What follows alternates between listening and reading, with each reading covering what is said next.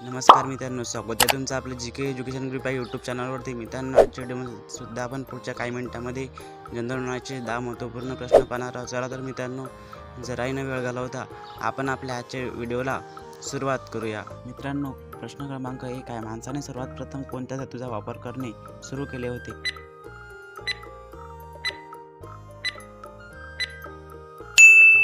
उत्तर option number B तांबा. माणसाने सर्वप्रथम तांबा या धातूचा वापर करणे सुरू केले होते.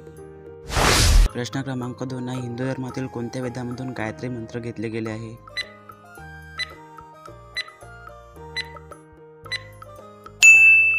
उत्तर option number C Rigveda. Hindu धर्मातील ऋग्वेद या वेदामधून गायत्री मंत्र घेतले गेले आहे.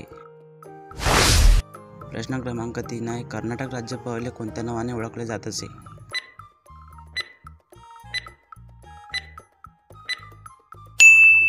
उत्तर option number B Mysore. Karnataka राज्य पहिले म्हैसूर या नावाने ओळखले जात असे.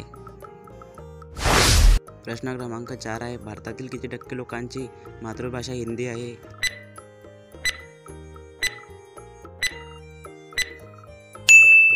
उत्तर ऑप्शन नंबर बी 40%. भारतातील 40% लोकांची मातृभाषा हिंदी आहे. प्रश्न क्रमांक 5 आहे. भारत आणि चीन यांच्या दरम्यान युद्ध कधी सुरू झाले होते?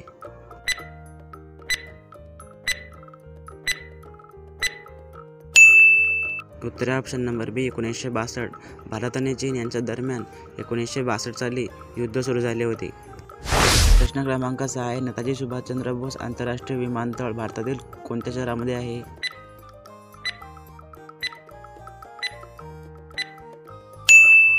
उत्तर option number D Kolkata. Netaji Subhash Chandra Bose आंतरराष्ट्रीय विमानतळ भारतातील कोलकाता या शहरामध्ये आहे. प्रश्न क्रमांक 7 आहे. आपली सूर्यमाला ज्या दीर्घिकेची सदस्य आहे तिला काय म्हणतात?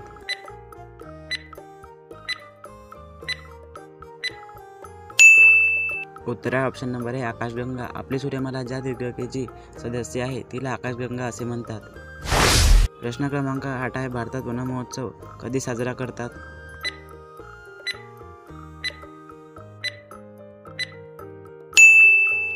उत्तर ऑप्शन नंबर बी फाल्गुन.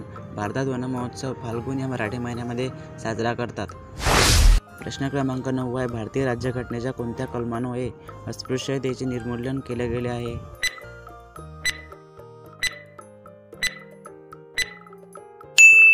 उत्तर ऑप्शन नंबर डी कलम 17. भारतीय राज्यघटनेच्या कलम 17 कलमान्वये अस्पृश्यतेचे निर्मूलन केले गेले.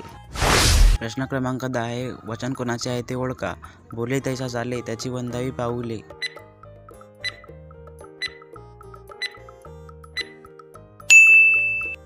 उत्तर ऑप्शन नंबर बी संत तुकाराम. बोले तैसा चाले त्याची वंदावी पाऊले हेच वचन संत तुकाराम महाराज यांचे आहे. मित्रांनो, आजचा व्हिडिओ कसा वाटला कमेंट करून नक्की सांगा. तुमच्या पण एखादा अभ्यासू मित्रापर्यंत हा व्हिडिओ नक्की शेअर करा. भेटूया एखाद्या पुढच्या नवीन व्हिडिओमध्ये. जय हिंद, जय महाराष्ट्र.